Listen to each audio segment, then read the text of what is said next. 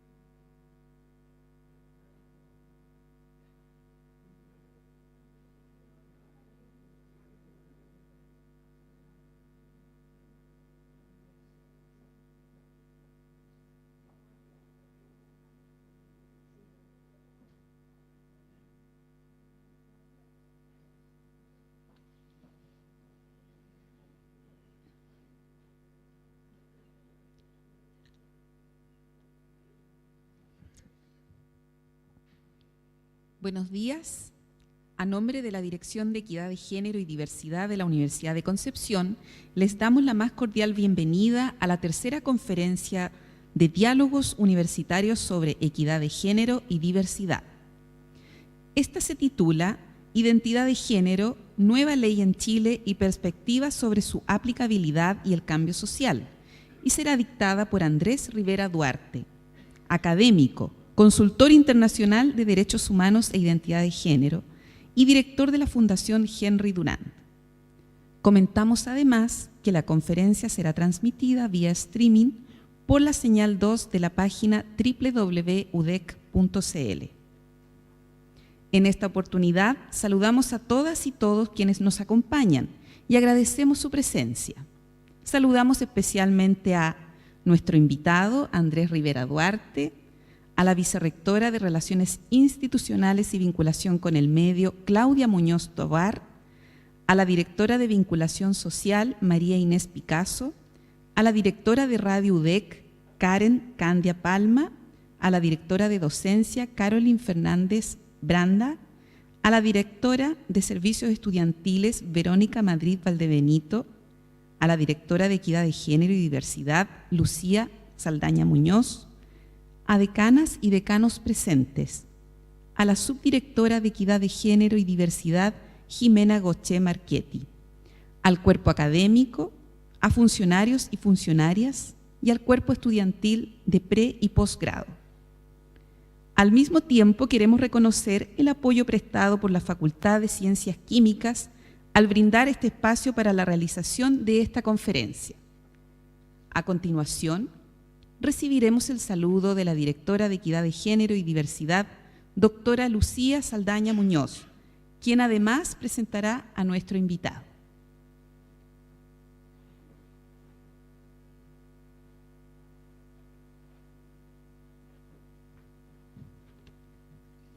Buenos días, muchas gracias por estar acá. Saludamos, como decía Pamela, a todas las personas presentes, a todas y a todos, al cuerpo académico, cuerpo funcionario y también a estudiantes. Hoy día damos inicio al tercer encuentro que forma parte de los diálogos universitarios en equidad, género y diversidad. Este espacio está destinado a reflexionar y también a actualizarnos desde distintos ámbitos del conocimiento en lo que son las principales temáticas que debemos abordar como sociedad y que son urgentes, muchas de ellas, para avanzar en el desafío de formar una comunidad que esté al tanto de las problemáticas de diversidad, ¿no es cierto?, y de equidad de género, buscando que el respeto a la diversidad precisamente esté garantizado, y es uno de los propósitos centrales del conversatorio de hoy. Agradecemos la participación de cada una de las personas de ustedes, en particular de nuestro invitado, Andrés Rivera Duarte, que nos invita a reflexionar sobre la ley de identidad de género, a conocerla, algo muy importante para la comunidad trans de nuestra universidad, y también conversar y discutir los desafíos futuros en esta materia. Andrés Rivera Duarte es un consultor internacional de derechos humanos e identidad de género en International Gay and Lesbian Human Rights Commission de Estados Unidos. También es consultor e investigador de la organización Outright Action International y consultor del Observatorio de Derechos Humanos y Legislación de Chile, entre otras organizaciones. También es el director de la Fundación Henry Dunant, donde también se desempeña como docente de los diplomados internacionales. Ha desarrollado labores académicas en el programa Magíster en Derecho Internacional de los Derechos Humanos de la Universidad Diego Portales y del Instituto Nacional de Derechos Humanos. Por lo que vamos a ver una larga trayectoria en derechos humanos nacional e internacional. Así que agradecer nuevamente y sobre todo en la coyuntura de la reciente aprobación de la Ley de Identidad de Género, precisamente poder discutir y contar con Andrés en este espacio. En esta conferencia de hoy precisamente hablará sobre la realidad de las personas trans en Chile, llamándonos a comprender la situación de discriminación en el amplio sentido de la palabra y con todos los efectos, consecuencias que esto tiene, que viven estas personas en nuestro país. También expondrá sobre la recientemente aprobada Ley de Identidad de Género, la que permite el cambio de nombre y sexo legal para todas las personas mayores de 14 años. Ciertamente que ahí hay un tema aún por resolver para los menores. Si bien este es un hecho histórico que va representando precisamente un punto de partida para la discusión legislativa sobre el resto de los derechos de las personas trans, la ley ha tenido bastantes críticas y observaciones. Es por este motivo que nuestro expositor presentará los principales desafíos de esta normativa, los aportes, ¿no es cierto?, refiriéndose tanto a su implementación como la proyección futura de esta realidad, especialmente en el debate en torno a la inclusión de niñas y niños menores de 14 años, que son quienes quedaron fuera de la normativa.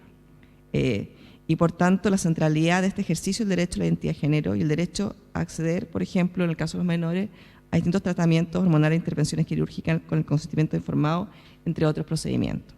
Entonces, hay logros, hay desafíos, ¿no es cierto?, y hay un espacio para discutir y conocer más de esta realidad. Así que agradecer nuevamente a Andrés Rivera Duarte y presentarlo para que exponga, y luego tendremos a nuestra subdirectora Jimena Goché como comentarista.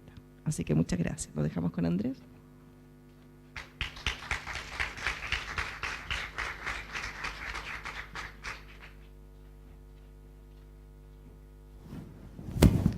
¿Se escucha?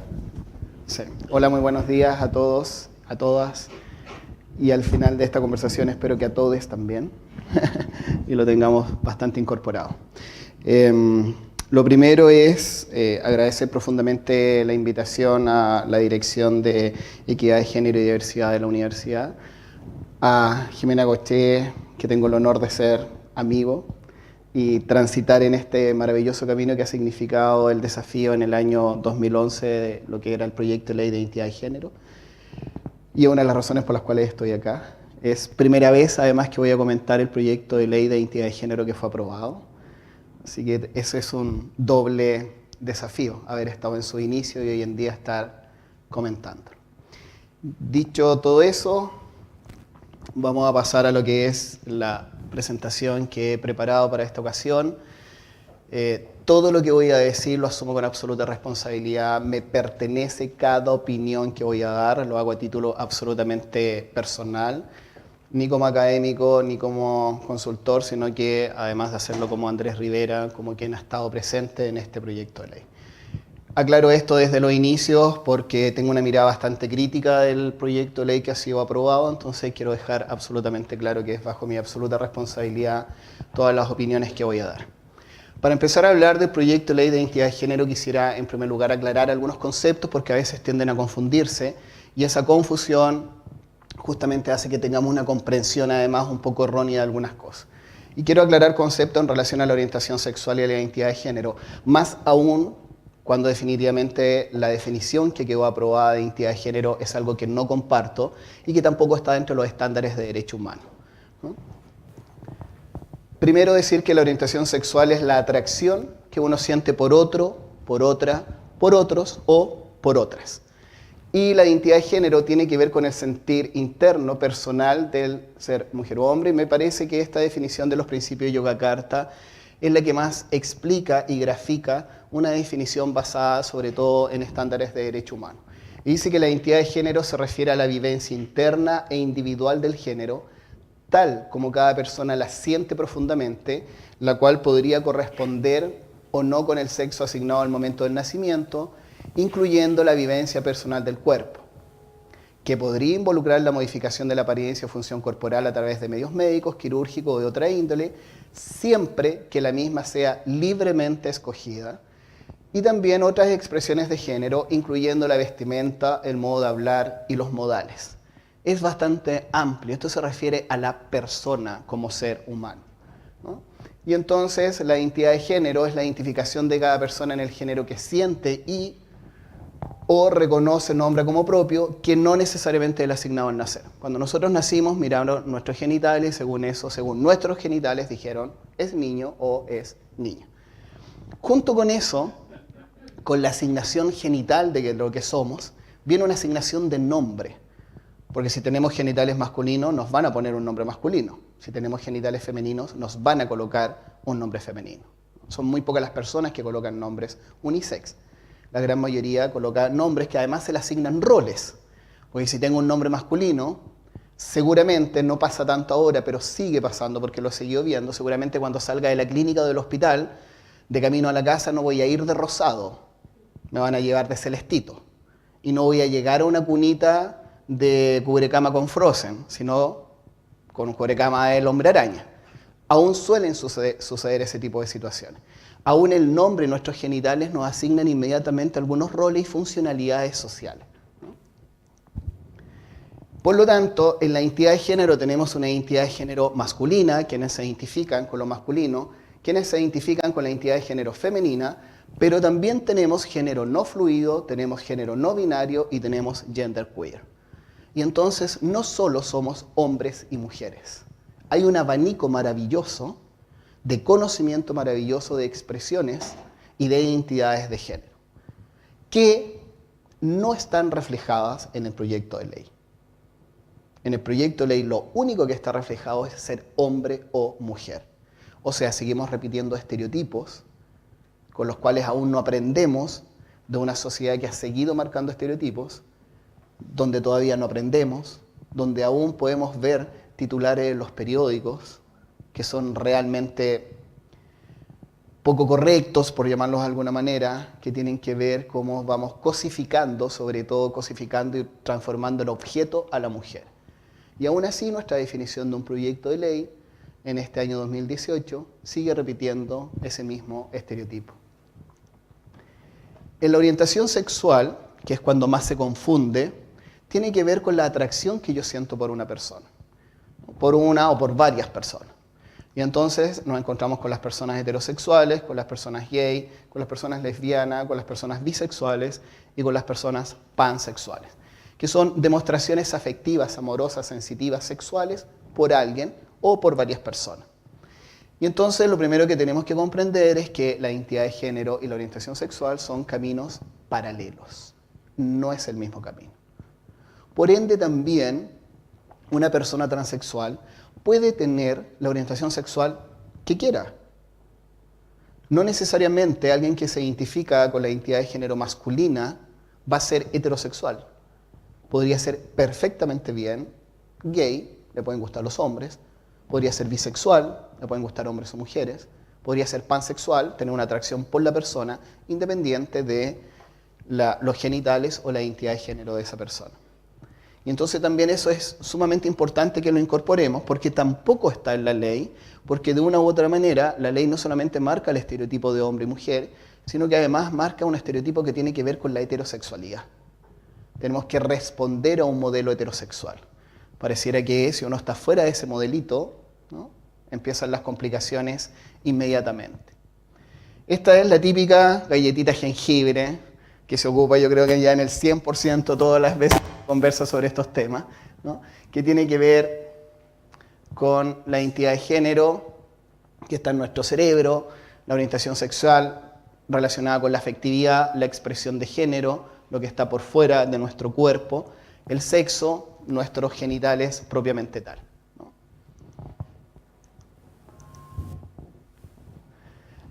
Para empezar a hablar del proyecto de ley de identidad de género, quiero empezar compartiendo con ustedes que voy a hablar del proyecto de ley de identidad de género desde primera persona, ¿no?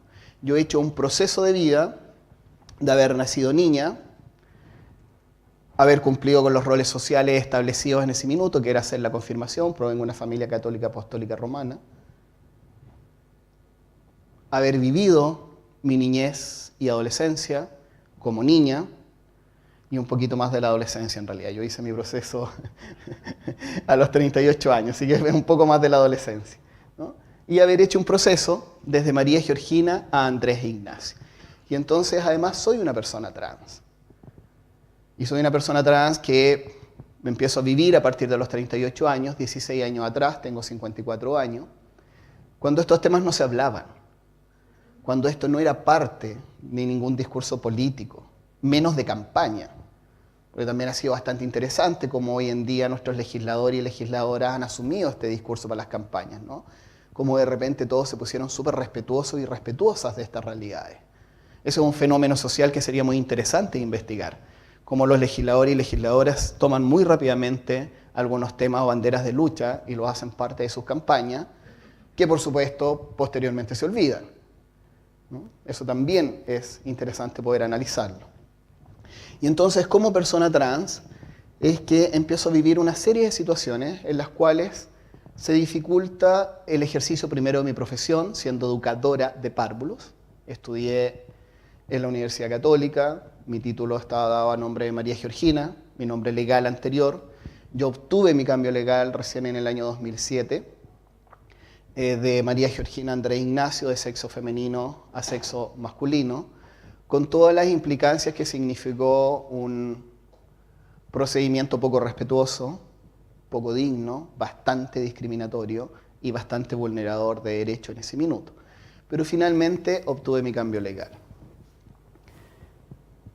La importancia de esto y la experiencia que me permite también hablar con ustedes hoy en día humildemente desde mi experiencia y conocimiento, es que una cosa es que yo me llame Andrés y esté reconocido como Andrés, y otra muy diferente es cómo yo aplico el ejercicio de mi derecho como Andrés. En estructuras sociales y no en sistemas sociales. Legalmente siendo Andrés, estoy absolutamente invisibilizado, por ejemplo, en el sistema de salud. Porque en el sistema de salud cada vez que recurro de atención al sistema de salud, a quien atienden es a Andrés, que está bien, pero invisibiliza mi realidad trans. Soy un Andrés que no nació con pene. Soy un Andrés que necesita otras realidades y que tiene otras necesidades que tienen directa relación con un cuerpo femenino. En una estructura de salud, donde además hasta hace 2 años atrás, una persona trans ni siquiera se podía hacer el Papa Nicolau. Una persona trans que tiene el cambio legal, como es mi caso. Porque cuando íbamos a comprar el bono para hacernos el Papa Nicolau, aparece que nuestro nombre es masculino. En nuestra asignación de género es masculina. Bueno, los hombres no se hacen el Papa Nicolau. Los hombres se hacen el examen prostático, según esta estructura de salud. Recién hace 1 año, 6 meses que se liberaron 258 prestaciones de libre elección y por ende hay muchos exámenes que estaban absolutamente categorizados para hombres y para mujeres que podemos hacernos las personas trans. Pero aún obteniendo mi cambio legal, en el 2007, aún sufro algún tipo de discriminaciones. Y eso es otra de las situaciones que me preocupa profundamente de la ley que ha sido aprobada, del proyecto de ley que ha sido aprobado. Yo lo comentaba hace un rato atrás, fui por una amigdalitis a un CEFAM para atención de urgencia y el médico que me tenía que atender me dice que no me puede atender porque no tiene especialidad trans. Y mi pregunta es, ¿cuál es la especialidad trans para una amigdalitis? ¿Será que uno tiene amígdalas trans? Y le pregunto, y él siente que frente a mí, que soy una persona trans, tiene que tener conocimiento sobre VIH para poder atenderme. Y me dice que la especialidad trans, él no la tiene, pero que hay un colega de él que ha visto personas con VIH, entonces él sí me puede atender. Y entonces cuando existe esa ignorancia y esa discriminación y esa estigmatización de quienes somos trans, me preocupa aún más que se haya aprobado un proyecto de ley sin siquiera considerar políticas públicas de capacitación a diferentes profesionales en los cuales nos veremos enfrentados diariamente.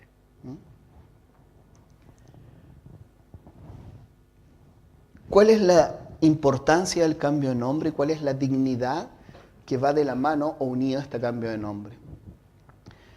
Primero, tiene que ver con que el nombre es un atributo. Primero nos reconocemos con el nombre y nos reconocen con ese nombre. Y tal como yo les comentaba inicialmente, ese nombre viene acompañado de una serie de funcionalidades y de roles, querámoslo o no, sociales ya establecidos, que van de la mano con si el nombre es masculino o es femenino. ¿Cuál es la importancia del nombre de una persona trans? La importancia es que reconocen mi dignidad de ser. Esa es la importancia del nombre. Efectivamente, el minuto que yo empiezo a ser Andrés, empiezo a sentir que me están mirando, que estoy existiendo, que soy digno de seguir viviendo, pensando además que gran parte de las personas trans, al menos tenemos un intento de suicidio en nuestra vida. Y yo también soy parte de esa estadística. Y no la tuve por ser trans, sino por lo que la sociedad me hizo sentir de lo que significaba ser trans. Que significa ser lo peor, significa ser degenerado, pedófilo y ser una basura. Pues bien, a veces uno se convence de tanto dolor, ¿no? Lo importante es salir de ahí. Y entonces cuando a uno le dicen su nombre social o el nombre identitario, a uno lo están reconociendo la existencia digna de ser humano, de ser persona. Desde ese punto de vista, obviamente que el proyecto de ley tiene una tremenda importancia para quienes somos trans. El reconocimiento registral, el reconocimiento de nuestro nombre y de nuestro género. La preocupación es, ¿por qué hay personas trans que sí van a poder cambiar su nombre y su género y hay otras que no? ¿Qué hace pensar que pueden haber personas trans de primera categoría y personas trans de segunda categoría? ¿Hay algún ser humano que tenga la posibilidad hoy que tiene el poder de decidir frente a nosotros, quienes somos trans, cuando se nos reconoce nuestra dignidad de ser? ¿Es posible que nuestros legisladores se hayan dejado llevar por sus propios prejuicios y no hayan actuado en conformidad a la labor y al papel que representan de ser legisladores y legisladoras? Yo no sé si ustedes tuvieron oportunidad de ver el debate cuando estaban votando el proyecto de la identidad de género, las cosas que opinaban para votar a favor o en contra. Para quienes somos trans, estar escuchando esa cantidad de ofensas y aberraciones es tremendamente duro. Y en un minuto determinado, cuando yo estaba escuchando y que trataba de tener el máximo de calma, pero quienes me conocen saben que me cuesta muchísimo tener un minuto de calma, pero lo intenté, inmediatamente pensé qué pensaba, qué sentía aquella madre de un niño o una niña trans que estaba escuchando eso de su hija y de su hija. Que escuchó cosas como, por ejemplo, que en realidad no es que fueran trans, sino que eran aberraciones. O aquella madre, padre, que escuchó que su hijo y su hija estaban enfermos, que se podían mejorar, que habían posibilidades de corregir, de arreglar, de mejorar. Si para uno que es trans ya era tremendamente doloroso, ¿qué habrá sido para ella y para ellos? ¿No? Madres y padres, abuelos y abuelas que a mí me ha tocado acompañar en varios procesos de sus hijos, hijas, nietos, nietas, que he visto sus dolores. Y peor aún, y me tocó responder a una niña de 8 años que estuvo escuchando el debate de la ley, de 8 años, una niña trans. Y me tocó responderle, primero, ¿por qué decían eso de ella? Y después me preguntó que por qué no había quedado en la ley. ¿Nuestros legisladores y legisladoras se preguntarán eso? ¿Lograrán por un segundo preguntarse un poco más allá de sus conceptos y manipulaciones políticas y partidistas? No lo tengo tan claro.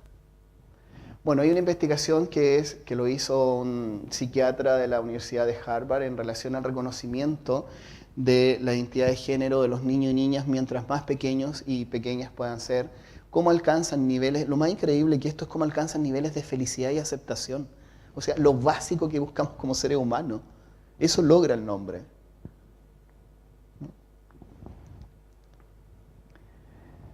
¿Cuál es la historia de la ley? Una historia poco conocida, bastante manipulada, y que hoy en día, por supuesto, tenemos muchos generales que están detrás de la ley, pero cuando esta ley empezó no había ninguno. Entonces a mí me parece importante conversar sobre la historia de la ley y que ustedes tengan en conocimiento cómo se gestó esta idea. Lo primero es que en el 2010, cuando se empieza a conversar sobre esto, era considerado una idea loca y extravagante. Esto fue en conversaciones con organizaciones de la sociedad civil y con legisladores y legisladoras. Esas fueron de las pocas, digamos, esas son de las cosas que podemos conversar ahora, ¿no? Hay otras que también dijeron que no las quise poner. Nace de la idea de la Organización de Transexuales por la Dignidad de la Diversidad de Rancagua, quienes empiezan a reunirse con diferentes personas trans. En ese minuto yo presidí esa organización. Nos empezamos a reunir con personas trans, empezamos a hacer focus group y ellos plantearon cuáles eran las necesidades, qué era lo que querían, qué necesitaban, cómo se podía responder a estas necesidades. Eso se plasmó en un documento y ilusamente e inocentemente, sin ser abogado, se plasmó en un documento que nosotros lo habíamos llamado, que era el borrador del proyecto de ley de identidad de género. Ese borrador decidimos que lo revisara un abogado o una abogada. Yo ya conocía a la abogada Jimena Goché y le solicito a ella que por favor revise ese borrador y que haga algunas observaciones frente a ese borrador. Lo que yo nunca pensé es que las observaciones se transformaron en que destruyó el borrador y crea una nueva propuesta. Todo este proceso que yo les voy a hablar hasta el día de hoy ha sido absolutamente ad honorem. La abogada nunca ha cobrado absolutamente nada. Es más, se ha tenido que costear y se tuvo que costear sus propios viajes a Santiago cuando las reuniones eran allá. Bueno, y después de esta destrucción, de este inocente borrador, pasa a ser una presentación. Y venía la otra parte. ¿Cómo conseguíamos que el proyecto de ley llegara a nuestro Parlamento? Analizamos miles de estrategias. Empezamos a buscar apoyo en ONG, que lo negaron. Y ONGs de diversidad no apoyaron esta idea. Empezamos a buscar quienes podían revisar este proyecto de ley. En ese minuto estuvo Fabiola Latrop, Verónica Undurraga, Tomás Vial, Nicolás Espejo, Polo Cornejo, en ese minuto Polo de la Fundación Iguales, que fue la fundación que estuvo apoyando el proyecto de ley. Los demás solamente particulares, quienes revisaron el borrador que había preparado la abogada Gochet y finalmente hicieron algunas sugerencias y quedó listo para ser presentado. Vino él a conversar con nuestros legisladores y legisladoras. Un proceso, créanme, lo hice personalmente, más de un año agotador. Porque tuve que escuchar comentarios humillantes, ¿no? Volvieron a repetir que era absoluta locura y que el país no estaba preparado y la sociedad no estaba preparada para una cosa así. Que solamente existían hombres y mujeres. En un minuto determinado hubo una reunión con una bancada de un partido político determinado. Estábamos una chica trans y yo, y la persona con la cual nos estábamos reuniendo dijo: voy a ir a llamar a mis colegas. Nosotros dijimos: genial, va a llamar a sus colegas para poder explicarles que nos apoyen el proyecto de ley. Llamó a 5 o 6 colegas que llegaron ahí y les dijo: mire, aunque ustedes no lo crean, me apunta a mí, dice: él es mujer. Y la apunta a ella y dice: y él es hombre. Nosotros nos quedamos mirando y dijimos: ¿monos de circo?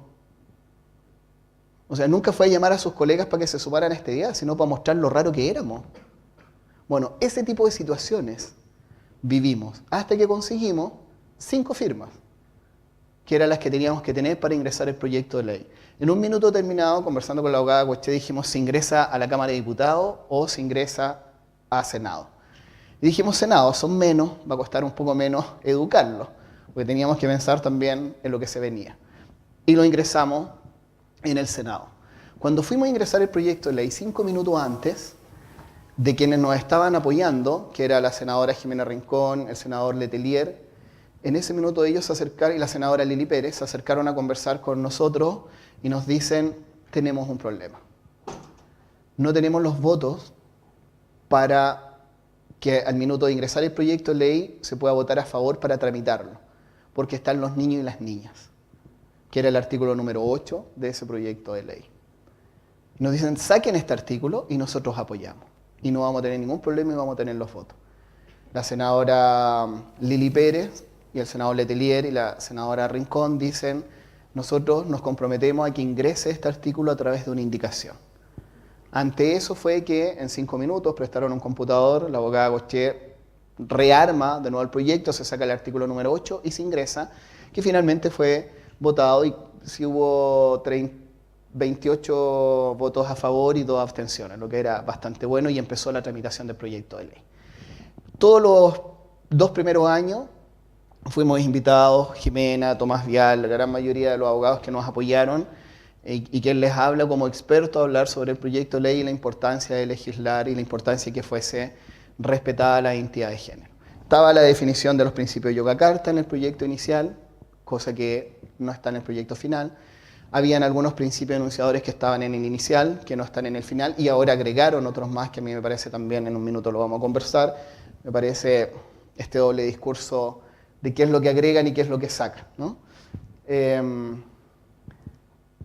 Viene la discusión parlamentaria y viene todo este proceso de educación y sensibilización de nuestros parlamentarios. Créanme, tarea bastante difícil, sobre todo cuando teníamos parlamentarios como por ejemplo la senadora Jacqueline Van Rieselberghe, que ingresó una indicación donde se les prohibía a las personas trans que nos casáramos. Porque según ella, si nos casábamos las personas trans, se iban a casar 2 vaginas o 2 penes, según fuera la identidad de la persona. Entonces, ella siendo psiquiatra además con ese tipo de comentarios. Entonces, siempre fue muy difícil la tramitación de este proyecto de ley. Que al final, efectivamente, se han sumado muchos legisladores y legisladoras, y se han sumado activistas, y se han sumado organizaciones. Esto ha sido los últimos 2 años aproximadamente, pero no fue la realidad inicial.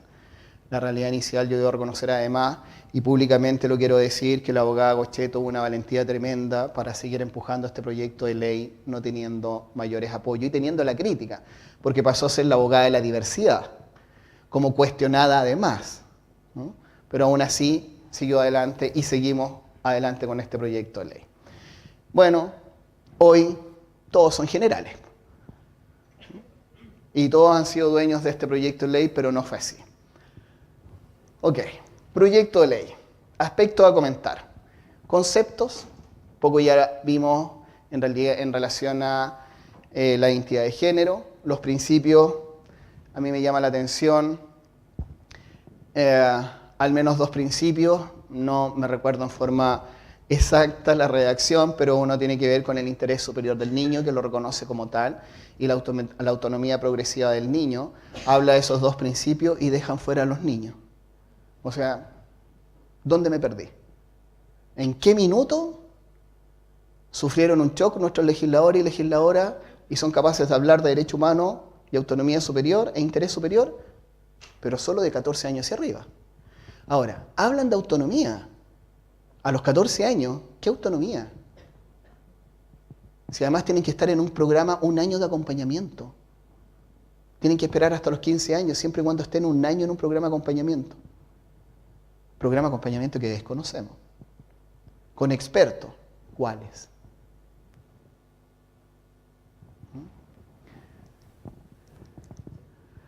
La definición de identidad de género es del binarismo. Dice, para efectos de esta ley, se entenderá por identidad de género la convicción personal e interna de ser hombre o mujer tal como la persona se percibe a sí misma, la cual puede corresponder o no con el sexo y nombres verificados en el acta de inscripción de nacimiento. Fíjense ahí. La convicción personal interna de ser hombre o mujer, ¿qué es eso? Si tenemos que hablar de seres humanos y de personas. No necesariamente quiero ser un hombre, ¿cuál tipo de hombre? O mujer, ¿cuál tipo de mujer? Hay que crear un reglamento y protocolos que lo va a crear el Ministerio de Desarrollo Social, el Ministerio de Salud y un reglamento del Ministerio de Justicia, y tienen 6 meses para la elaboración de este protocolo y este reglamento. Del minuto que el presidente firme, 6 meses para elaborar estos documentos. Y ustedes van a decir, ¿pero para qué van a elaborar estos documentos? Bueno, los tienen que elaborar porque son parte del acompañamiento que van a tener los niños y niñas de 14 años para poder acceder al cambio legal de nombre y de género. Este es el grupo de acompañamiento, grupo terapia acompañamiento, no sé, desconozco cómo le irán a poner. A veces son tan creativos, podemos esperar cualquier nombre, capaz que tenga derecho humano entre medio, ¿no? Pero 1 año, un niño o una niña trans tienen que estar asistiendo, o quizás se les va a hacer un seguimiento social que incorpore el colegio, cómo se comportan, cómo actúan, cómo se visten, qué es lo que hacen. ¿Será seguimiento? ¿Qué tipo de seguimiento? Bueno, recién al año, esta entidad X va a emitir un certificado. Y con ese certificado, este niño, esta niña trans, con el apoyo materno o paterno, o del adulto responsable, puede recién solicitar su cambio de nombre y género. Si no tiene este certificado, que se acredite que estuvo en este año de acompañamiento, no puede acceder a su cambio. Y entonces, ¿para qué habrán puesto esos principios de autonomía superior del niño y del interés superior del niño? ¿Es autonomía que alguien te tenga que decir qué hacer? ¿Es autonomía que tengas que pasar por evaluaciones de 1 año? Además, este seguimiento se hace casi... Faltó que incorporaran, perdón lo que voy a decir, pero de verdad, faltó que incorporaran pruebas de orina para ver, ¿no? Y de pelo. Por una de esas la orina cambia y es trans, y el pelo cambia y es trans. súper poco respetuosos de las elecciones de vida de quienes somos trans. Porque a nadie afectamos con nuestros cuerpos y a nadie afectamos con nuestra identidad. Somos nosotros y nosotras quienes vivimos nuestra identidad y quienes vivimos nuestros cuerpos. Nadie más.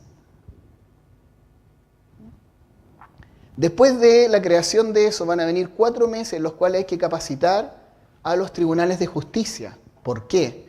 Porque bueno, los mayores de 18 años sin hijos van a poder hacer este cambio administrativo en el registro civil.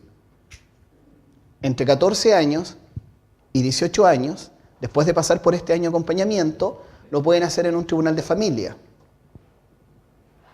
Aquellas personas trans, casadas, tienen que ir a un tribunal de familia. Aquellas personas trans con hijos e hijas tienen que estar en un tribunal de familia. Entonces hay 2 procedimientos. Uno va a ser administrativo, en registro civil para mayores de 18 años sin hijos, y otro en tribunales de familia. Bueno, se considera que en 4 meses alguien va a capacitar a los tribunales de familia de este país para que estén en condiciones de entender, de comprender y haberse educado sobre este tema para hacer el acompañamiento respectivo ante estas situaciones. Y por otro lado, a mí me preocupa qué va a pasar en el registro civil. Registro civil que además ya está bastante colapsado con una serie de trámites. Fíjense que ya para ir a pedir hora, algunas situaciones de posición efectiva, esa viva voz, todo el mundo escucha lo que está conversando esa familia en relación a la posición efectiva. Me pasó, yo fui a hacer un trámite a un registro civil, estaba en la sala de espera, ahí estaban atendiendo y escuché toda la problemática que tenía esa familia en relación a la posición efectiva, a la pelea de los hermanos, a los bienes, que este me robó, que este no me robó, etc. ¿Ustedes creen que va a haber privacidad para la atención única y exclusivamente de personas trans? Si ya están colapsados con lo que tienen. ¿Esas personas van a tener capacitación? Porque perfectamente bien yo, así como estoy, podría ir a solicitar mi cambio a María Georgina. Y lo primero que va a ver esa persona que me va a estar atendiendo es que soy masculino. Porque recuerden que una de las definiciones de la ley efectivamente es que no voy a estar obligado ni a hormonizaciones ni operaciones. Y entonces si alguien de género no binario, o no conforme de género, o que no quiere hacer los procesos hormonales, o siendo andrógeno, va a ir a pedir su cambio. ¿Qué va a pasar con esa persona? ¿Con quién te atiende? ¿Si va a ver a alguien masculino que está pidiendo su cambio femenino? ¿O a la inversa? Cuando van a aparecer los prejuicios, cuando aparecen los estereotipos, cuando aparecen las discriminaciones, cuando aparecen los conceptos que uno tiene y no los que realmente son. Significa que en cualquier oficina de registro civil de este país se va a poder hacer ese cambio de aquí a un año más. Cualquier oficina del país.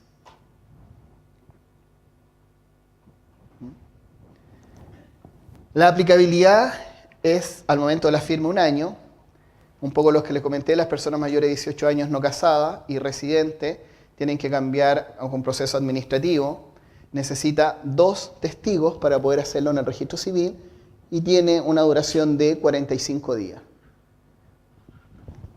Vuelvo de nuevo a lo que tiene la ley en cuanto a principios. Respeto, derecho humano y autonomía. ¿Y por qué alguien tiene que llevar 2 testigos si es mayor de 18 años? O sea, lo que la persona dice no vale. Lo que yo digo de mí no sirve, no vale. Lo tiene que decir otra persona. Tengo que llevar a alguien que sea capaz de testificar que lo que yo digo es verdad. Porque a mí no se me cree, y no se me cree porque soy trans. Y entonces, ¿es una ley o va a ser una ley respetuosa de la identidad de género con todo esto? Tengo mis dudas. Las personas mayores de 14 y menores de 18 pueden cambiar sus documentos en un juicio en un tribunal de familia y necesitan autorización de sus padres. Va a durar 1 año y medio a 2 años, el año que tienen que estar de acompañamiento, el medio año que tienen que estar en el trámite. ¿Qué pasa si los padres no apoyan? Eso tampoco quedó estipulado en la ley. ¿Qué pasa con el niño de 14 años que efectivamente quiere hacer su proceso? Quiere obtener su cambio, pero ni su mamá ni su papá lo están apoyando, o el adulto responsable. Conozco muchos casos, muchísimos. ¿Dónde está la figura de el defensor o la defensora del niño o de la niñez? Que podría haber estado quizás acá, para poder resguardar efectivamente esta autonomía y este interés superior de este niño o esta niña, que tiene 14, 15 y 6 años, pero que no cuenta con el apoyo materno-paterno. ¿Dónde está el acompañamiento que se debería hacer a esta familia que está vulnerando un derecho? ¿Dónde está estipulado qué se va a hacer cuando se esté vulnerando este derecho? No está. Las personas menores de 14 años no están incluidas. Los mayores de edad con vínculo matrimonial vigente pueden solicitar el cambio de nombre y sexo en un tribunal de familia, pero se va a proceder a divorciar. Los tienen que divorciar. La razón, acá en Chile no existe el matrimonio igualitario, y entonces obviamente tenemos que prohibir las relaciones, tenemos que prohibir el amor, tenemos que prohibir el respeto entre dos personas, y ¿cómo lo prohibimos? Los divorciamos. Y entonces sí me pueden reconocer el derecho a la identidad de género, pero parece que me quitan otro derecho. Porque si yo como María Georgina estoy casada con Juan y hago mi cambio a Andrés, ¿qué pasa si Andrés y Juan quieren seguir casados? Uno se enamora de la persona, no del carnet de identidad, ni del nombre, ni la foto del carnet de identidad, ni nada, ni de los genitales. Te enamoras de la persona. ¿Qué pasa si con Juan queremos seguir casados? No podemos. Y entonces nos tenemos que divorciar, con todo lo que eso significa en lo legal. Si hay hijos de por medio, si hay bienes de por medio, etc. Y entonces tenemos efectivamente un derecho que puede ser la identidad de género y se nos vulnera otro. Una de las respuestas de nuestros legisladores dijo, ya, pero sí, pero tienen una solución. Se divorcian y al día siguiente se pueden estar casando por el AUC, el Acuerdo de Unión Civil. Brillante la deducción, ¿no? Estas cosas pasan acá nomás, estos parches sobre los parches. Por lo tanto, al dejar fuera a los niños, niños y niñas menores de 14 años, claramente pasan a ser objetos de derecho. Y esos dos principios que aparecen en nuestro proyecto de ley, al inicio de nuestro proyecto de ley, son meras palabras que no están sustentadas ni tienen ninguna validez en la aplicabilidad finalmente en nuestro proyecto de ley. Hay algunos casos especiales y esto me gustaría muchísimo que después cuando comentara la abogada Gosché pudiera quizás profundizar en alguno de ellos, porque la ley no contempla a los mayores de edad trans con hijos e hijas reconocidos legalmente, por lo que no se contempla modificar la mención padre-madre en el certificado de nacimiento. Obviamente que hay personas trans que tenemos hijos e hijas. Si yo de María Georgina tuve una hija, hoy en día, como Andrés, paso a ser padre de mi hija. ¿Dónde va a quedar eso estipulado? ¿Cómo se va a reconocer eso? Si nuestro certificado de nacimiento dice madre o padre. ¿Cómo se va a reflejar esa realidad? Bueno, era una de las grandes preguntas que tuvimos siempre, de las grandes interrogantes, sin respuesta en realidad. La ley no contempla los casos de personas trans que aparecen como padre y madre de hijas, hijos que no fueron reconocidos por el otro progenitor. Y también hay casos acá en Chile. ¿Bajo qué situación van a quedar? Y la ley no contempla casos de oposición del padre o madre al cambio de nombre y sexo legal, que eso ya lo habíamos conversado. Por lo tanto, si no tienes el apoyo materno-paterno o adulto responsable, no puedes hacer ningún proceso. Junto con el proyecto de ley que es aprobado el 12 de septiembre de este año, aparece un téngase presente de grupos que están en contra de este proyecto de ley, que no voy a hablar de los grupos que están en contra, pero hay bastantes personas en contra. Y envían un téngase presente donde solicitan que se revise con ciertos planteamientos que ellos enumeran y desglosan en el téngase presente el proyecto de ley de identidad de género al Tribunal Constitucional, porque una vez que se aprobó el proyecto de ley va al Tribunal Constitucional, fue en consulta 2 artículos a los cuales ellos tienen que responder.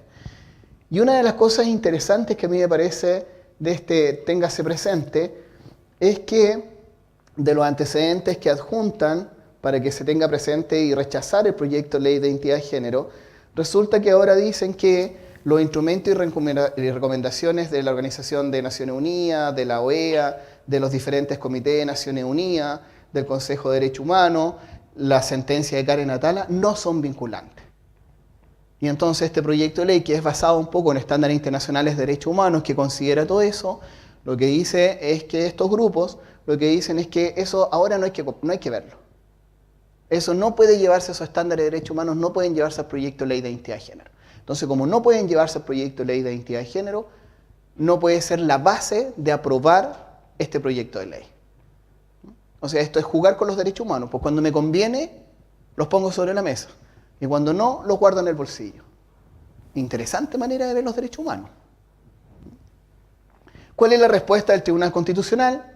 Bueno, el 25 de octubre el Tribunal Constitucional dice que con esta fecha el Pleno de Ministros del Tribunal Constitucional conocía un control preventivo obligatorio de constitucionalidad del proyecto de ley aprobado por el Congreso Nacional que reconocía protección al derecho a la identidad de género, y el Tribunal resolvió que los artículos 13, que habían ido en consulta, el inciso 1 y 18 del proyecto, son propios de ley orgánica constitucional y se encuentran ajustados a la Constitución Política de la República, y acordó no pronunciarse respecto de otras disposiciones no consultadas. La sentencia respectiva será expedida dentro del plazo dispuesto en la Ley Orgánica Constitucional. A mí me parece bien que no se haya pronunciado sobre otras cosas que no fueron consultadas, porque la función que ellos tienen única y exclusivamente deben remitirse a los que se les consulta. Esas opiniones quedan fuera de eso, a mí no me parece, por lo tanto, creo que en este caso, porque he tenido algunas diferencias con el Tribunal Constitucional, creo que en este caso comparto plenamente que se hayan pronunciado única y exclusivamente a lo que se les consultó, y de sobremanera lo que ellos dijeron es, este proyecto de ley responde. Y entonces queda listo y quedó listo para que el presidente de la República lo firme. ¿Cuándo lo va a firmar? Lo desconocemos. Pensamos que podría ser de aquí a finales de noviembre, o al menos no debería pasar a diciembre, quizás, ¿no? Pero lo complejo de esto es que una ley no va a evitar las discriminaciones. Porque de una u otra manera esta ley tiene muchas falencias. Porque de una u otra manera no se han considerado políticas públicas para la aplicabilidad de esta ley. Porque de una u otra manera nos falta muchísimo como sociedad frente a conocer, educarnos y sensibilizarnos, no solamente con esta temática, hay varias más, ¿no? Como no va a evitar, una de las cosas que a mí me preocupan son los grandes pensadores y pensadoras que tenemos en nuestro país, porque tenemos, y tenemos para exportar. No va a ser la mejor exportación, pero tenemos. Quise compartir con ustedes primero cuál es la mirada de algunos profesionales, desde ginecólogos, psicólogos, psiquiatras, frente a la realidad trans, y también de algunos connotados políticos o ciertas connotaciones sociales, para que veamos lo complicado que es un proyecto de ley, cuando éste se firme, cuando sea ley, cuando de aquí a un año se empieza a reconocer la identidad de género de personas trans, que pueden ser no binarias y binarias también, en una sociedad tan ignorante y tan discriminadora como esta. Este es un psicólogo que dice, que tu hijo tenga, se la dice una madre, que tu hijo tenga esas conductas es tu culpa. De ahora en adelante, cuando te maquilles y hagas cosas de mujer, enciérrate, que no te vea. Fíjense ustedes que estas frases están recopiladas de marzo de este año a septiembre, no son cosas del siglo pasado.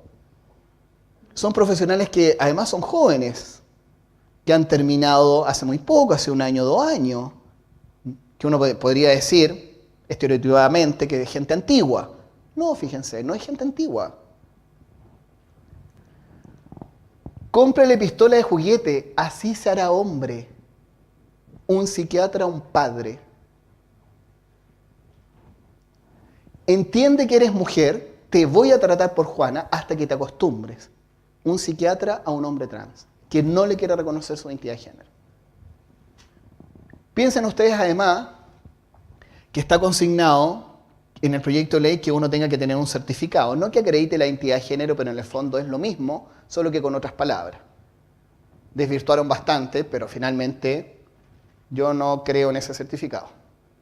Y ese certificado debe acreditar que yo estoy en los 5 sentidos para tomar las decisiones que estoy tomando. Vamos. Primero, ¿cómo demostrar eso? Te van a tener que aplicar algunos test para que se den cuenta que uno no está loco y de una u otra manera todo en este mundo estamos un poco locos y locas. Menos mal, ¿no? Parte de nuestra existencia también, ¿no?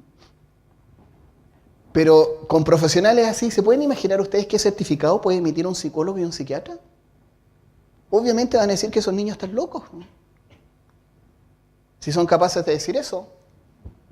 Miren, un pediatra, no le tome necesariamente la temperatura rectal al bebé, le va a quedar gustando y en unos años vendrá lleno de plumas a saludarte. Ese es un pediatra. Cuando uno cree, mi padre tenía un dicho muy sabio. Mi padre me decía, si tú crees que hoy día escuchaste la estupidez más grande, no es así. Siempre al otro día hay alguien que la supera. Frase tras frase ustedes se van a dar cuenta cómo se superan a sí mismos.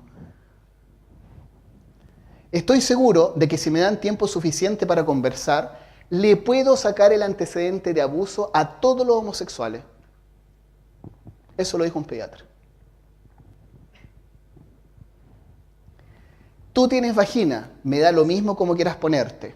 Ay, perdón, ahí dice, no eres mujer no te trataré como mujer, si no te gusta te vas de mi box. Ese es un médico de atención primaria. Soy ginecóloga para mujeres, mujeres de verdad. Comentario a una ginecóloga a una chica trans, a una mujer trans. Y entonces, ¿hay mujeres de mentira? ¿Y cuáles son esas? No te puedo llamar por ese nombre porque tu carnet dice otra cosa. Médico general en atención en un CEFAM. Ahora, esta persona va a llegar con un carnet que va a decir su nombre. ¿Tenemos la seguridad y la certeza que ese médico va a respetar? Si es incapaz de respetar antes, ¿creen ustedes que un carnet de identidad lo va a cambiar como ser humano y le va a dar valores como para que respete a otro ser humano? ¿No será que tu cuerpo quiere decirte algo? Como que no hagas esto del tránsito. Psicólogo a chico trans menstruando. ¿Creen ustedes que esta psicóloga va a cambiar? Porque va a llegar un carnet de identidad de acuerdo a la identidad de género. Porque no van a cambiar los genitales de esa persona. Y esa persona va a seguir menstruando. Estamos preparados, humanamente, ni siquiera como sociedad. ¿Estamos preparados y preparadas como seres humanos? Esa es la pregunta que me hago todos los días. Y aún no puedo responder. Porque cada vez me encuentro con esto. ¿Cómo sabes que eres gay? Creo que necesitas acostarte con una mujer antes de decidirlo. ¿Una psicóloga? Además, doble lectura, ¿eh? La mirada de la mujer como objeto. Acuéstate con la mujer, ahí está, penétrala, disfrútala, ahí está el cuerpo, y después decide si eres gay o no. O sea, no solamente está cuestionando su orientación sexual, sino además le está enseñando y le está diciendo que las mujeres son objeto para ser usadas sexualmente. Grandes pensadores de connotación social y política también tenemos, algunos de exportación. Insisto, es mi opinión esta, asumo absolutamente todo lo que digo y todo lo que está escrito en las diapos. Más allá del nominalismo hay que ir a la realidad de las cosas. No porque a un gato yo le ponga nombre de perro, comienza a ser perro. Cardenal Esati. ¿Qué es lo problemático de esto? Tienen autoridad, representan, tienen representatividad, son escuchados, hablan desde el poder, desde un espacio de poder. Hay gente que les cree, hay gente que los sigue. Y entonces estos discursos de odio y estas frases de odio no van a cambiar porque yo tengo un carnet como María Georgina o como Andrés. Lo preocupante es qué hacemos. ¿Cuál es nuestra responsabilidad, la de ustedes y la mía, de que esto pueda cambiar? Muchos casos de estos transgéneros se corrigen con la edad. Por lo tanto, tenemos que actuar, tenemos que respetarlo y cuidarlo, pero no podemos pretender que el género es algo absolutamente cambiable todos los días a la sola voluntad de las personas. Presidente Piñera, ¿desde dónde habla? Desde un espacio de poder. Hay gente que lo sigue aún, hay gente que lo escucha. Es el presidente de la República. Es quien va a firmar el proyecto de ley. Bueno, frasecita como la minifalda de hace 2 semanas atrás también, ¿recuerdan? Tenemos que hacernos cargo de estos casos, pero en forma seria, responsable, no transformando que el género es prácticamente como la camisa que uno se la puede cambiar todos los días. Qué fácil hacer revolución en cuerpos ajenos, ¿eh? Qué fácil criticar otras vidas, qué fácil burlarse de otras vidas, qué fácil discriminar otras vidas, ¿eh? Qué fácil es. ¿Cuáles son las responsabilidades de las universidades en la formación profesional? Y aquí quiero invitar a una última reflexión y con esto termino. Yo soy profesor y me ha tocado capacitar en varios colegios, me ha tocado escuchar atrocidades de colegas frente a la realidad trans. Porque el que exista una circular de inclusión de niños y adolescentes trans en los colegios no significa nada si no educamos y si no formamos. Yo intento aportar mi grano de arena todos los días capacitando en algún colegio. La invitación es que esta universidad pueda incorporar en las mallas curriculares temáticas sobre derecho humano, orientación sexual e identidad de género. Que se sientan orgullosos y orgullosas de los profesionales que están egresando acá. Que no estén en una diapositiva de una frase de un gran pensador o pensadora. Pero no solamente eso. Profesionales que no estén dañando a otro ser humano. Porque cada vez que sale una de estas frases, cada vez que denostan con una frase, cada vez que humillan con una frase, lo están haciendo en la vida de alguien. De alguien que puede que todos los días esté pensando de dónde agarrar fuerzas para seguir viviendo. De alguien que asiste a un CEFAM para pedir ayuda a un psicólogo, para tener un certificado, para poder hacer tratamiento hormonal o para poder operarse. Y si ese psicólogo sale con una de estas frases y no es capaz ni siquiera de empatizar con el dolor, está destruyendo a un ser humano. Y entonces la invitación es que esta universidad sea parte de la construcción respetuosa, amorosa y digna de los seres humanos. Que hablemos sobre estos temas, que sea un ramo obligatorio estos temas en la formación profesional, en todas las áreas. Educación, salud, en lo social, en leyes, en todas las áreas. Eduquemos. Porque un carnet de identidad me va a dar la dignidad del nombre, la dignidad de mi existencia, del día a día, de mi vida, me la van a dar ustedes. Y entonces, sean parte de esta dignidad y no de la destrucción de un ser humano. Muchísimas gracias.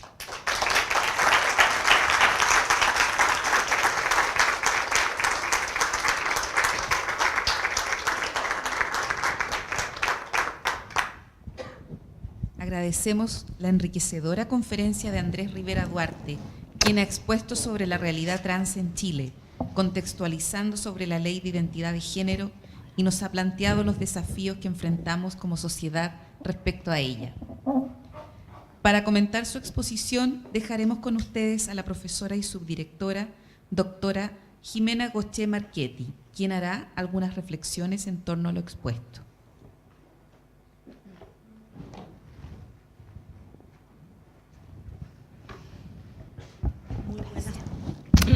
Muy buenas tardes a todas las personas presentes. Muchas gracias, Andrés, por compartir esta experiencia testimonial, académica, que sin duda debería quedarnos a todos bastante claro lo que supone la realidad trans. Siempre es difícil hablar después de Andrés, así como para darle un poco de soltura a este momento. Sería como si en el PIC te toque salir a cantar después de Luis Fonsi el Despacito. ¿Qué haces ahí? Es muy difícil, así que voy a tratar de hacer algunos comentarios en función de lo que ha planteado. Y antes de entrar a los dos temas eje que quisiera comentar de lo que ha expuesto Andrés, agradecer porque en realidad el privilegio ha sido mío. Ha sido mío desde el momento que conocí a Andrés y otras personas trans que enriquecieron mi vida personal y profesional, y yo les invito a eso, ¿ya? Y además, gracias a este proceso, he podido deformarme profesionalmente, de lo cual me siento profundamente orgullosa. Bien, yo quiero tomar dos ideas en torno a lo que ha planteado Andrés. Bueno, comentarles que este proyecto de ley, como bien ya lo explicaba, debería transformarse en una ley a fines de noviembre o principios de diciembre. Tiene 29 artículos en 7 títulos y efectivamente hay varios aspectos que podemos comentar más bien por la ausencia. Dicho eso, la primera cuestión que yo quisiera comentar tiene que ver con el origen de la idea de legislar, con el inicio de este proceso, aportando algunas cuestiones, además de lo que ya Andrés nos ha relatado. Y tal vez hay dos cuestiones en la historia de la ley que me parecen importantes de que la sociedad las conozca y de alguna manera reflexionemos sobre ellas. La primera tiene que ver con la importancia que en este proceso ha tenido la sociedad civil. Sin duda, Andrés aquí presente, OTD, Fundación Iguales, y la otra cantidad importante de organizaciones que se han ido sumando en los últimos años. Aquí tenemos también a la presencia de Todo Mejora, que también en el último tiempo brindó su apoyo a este proyecto. Pero lo interesante de acá es cómo este ha sido un tema que no ha provenido de la institucionalidad. No hubo una idea, no hubo un origen de esta cuestión, de esta preocupación frente a la realidad de las personas trans desde el mundo político.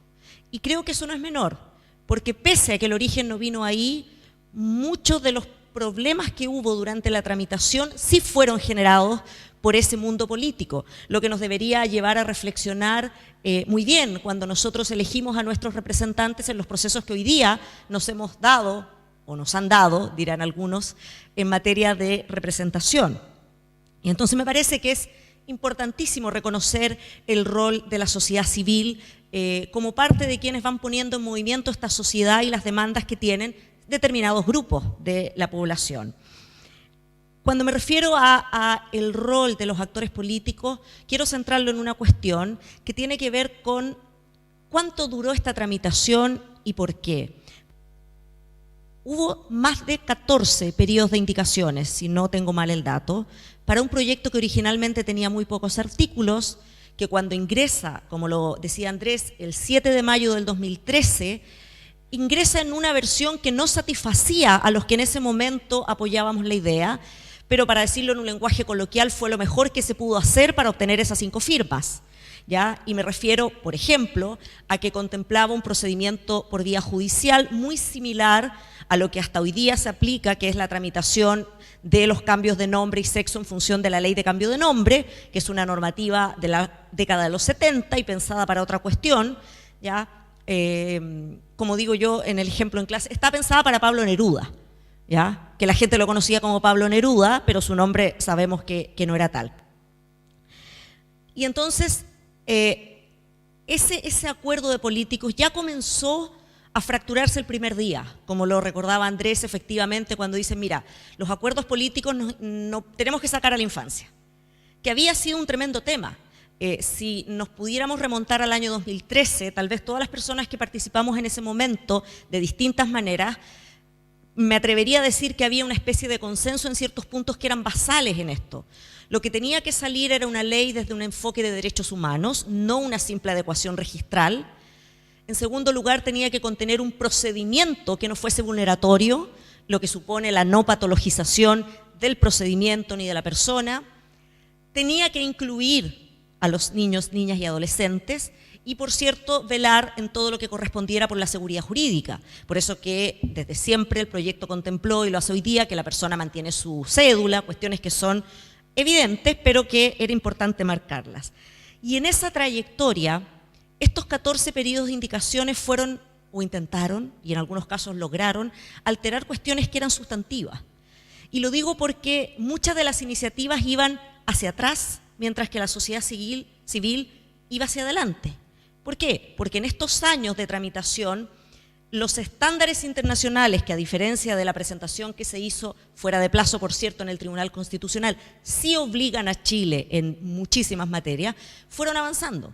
El año 2013 no era posible defender a cabalidad que había un estándar internacional aceptado por la institucionalidad respectiva de derechos humanos en orden, por ejemplo, a que el procedimiento debiese ser administrativo o judicial con la menor cantidad de trabas posible.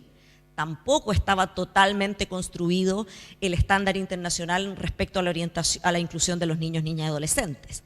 Ambos temas caminaron internacionalmente durante estos años, la sociedad civil los recogió y el proyecto se enriqueció. Sin embargo, el proyecto retrocedió justamente porque hubo aspectos en los cuales los tomadores de decisión lograron incluir ideas como, por ejemplo, binarizar una definición que la tiene la ley argentina y que en general las Naciones Unidas y la propia Corte Interamericana ocupa, que es la definición de Yogyakarta. Entonces, me parece que es importante esto, cierro este primer punto porque tengo muy poquitos minutos, que miremos eso y que lo pensemos de cara o proyectado hacia otras discusiones que pueden ser igualmente relevantes y donde a lo mejor existen intereses, ideas o visiones que no necesariamente son aquellas que la sociedad civil aspira a lograr, sobre todo en este caso, en que la sociedad civil que estuvo detrás del proyecto era quienes padecen una realidad de exclusión y de discriminación.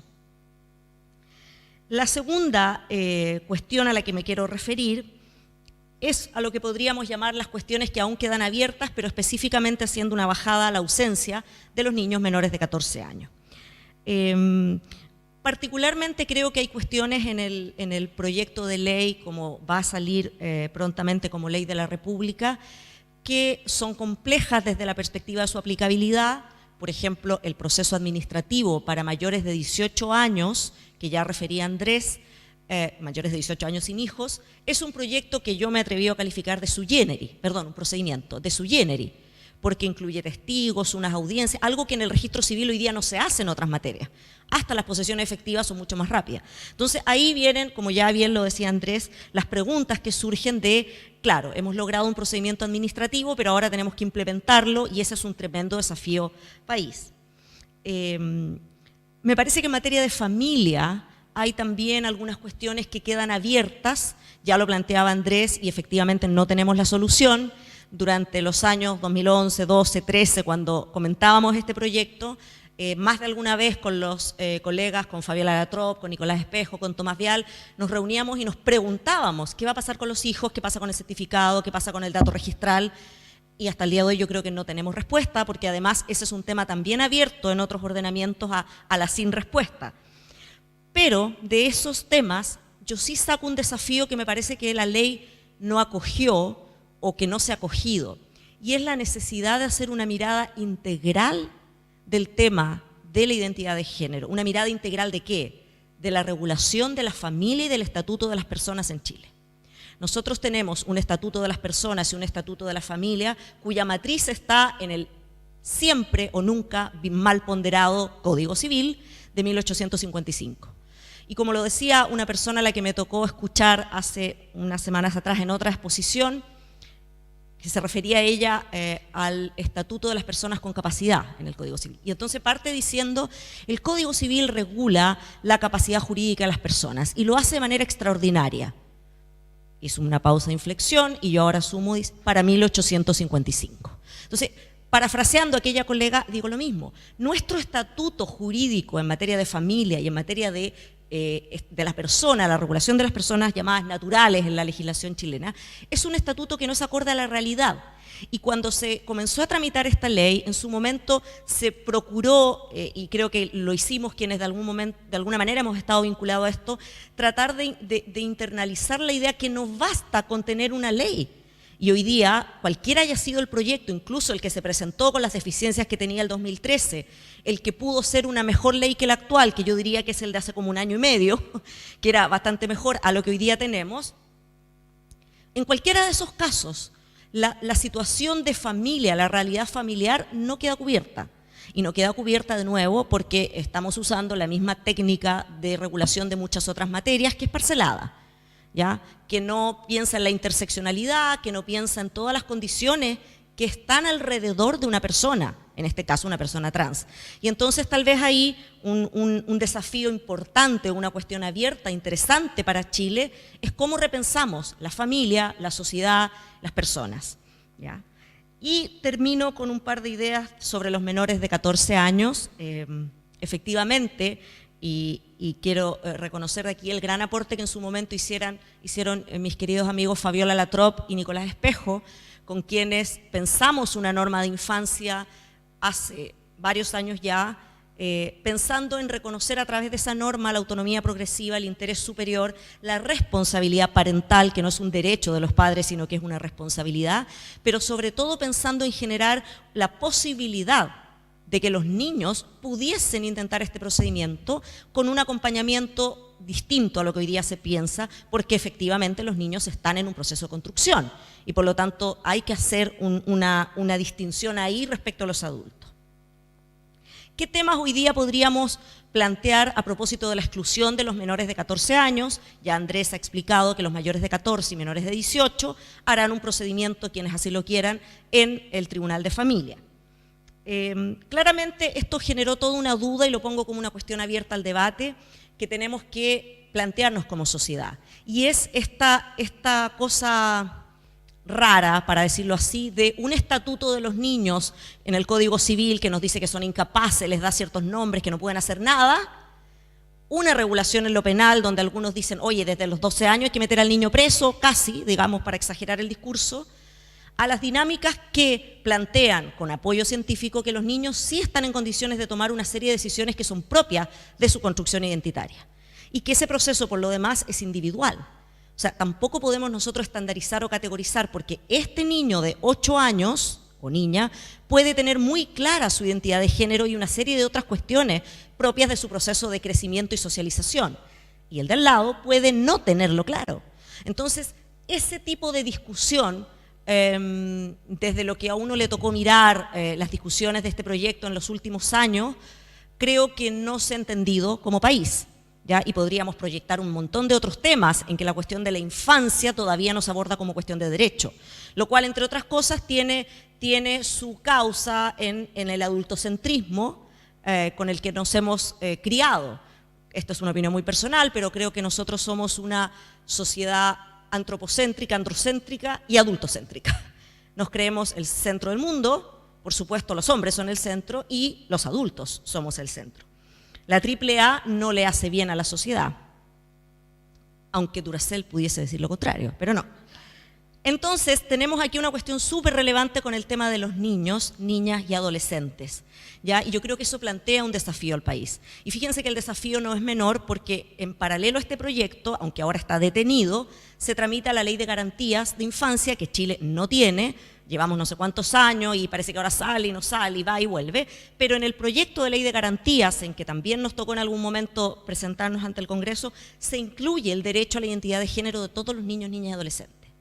E incluir y reconocer el derecho de identidad de género de niños, niñas y adolescentes no significa, como se ha señalado con una manera casi de caricaturizar esto, que un niño de 8 años va a poder ser operado.